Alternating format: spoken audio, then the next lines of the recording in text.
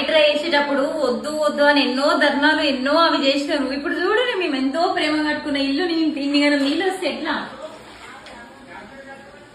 అసలు ఏంది నీళ్ళతో ఉంటారా? ఇంకా కొంచెం వస్తే మొత్తం నీళ్ళే పోయేటట్టున్నది. ఇక అందుకే రేవంత్ అన్న ఏం చేసినా కరెక్ట్ చేస్తాడు. చేయనియాలి ఆయనని, ముందుకు పోనీయాల. మనమే వద్దంటే ఎట్లా? మన పేద బతుకులు ఇన్ని కదా నీళ్లతో రోజు మనము పనికి పోయి మళ్ళా ఇంటికి వచ్చి ఇవన్నీ తూర్చుడు ఊకుడు కడుగుడు ఎవరితోనే అవుతాయి.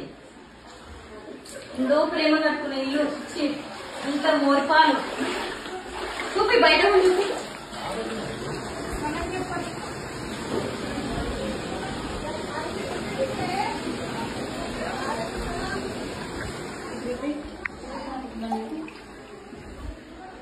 చూసిరి కదా ఎంత ఇవన్నీ నీళ్లతోనే మేము ఎట్లా క్లీన్ చేసుకోవాలా, ఎట్లా వండుకోవాలా, ఎట్లా ఉండాలా ఇండ్లల్లా?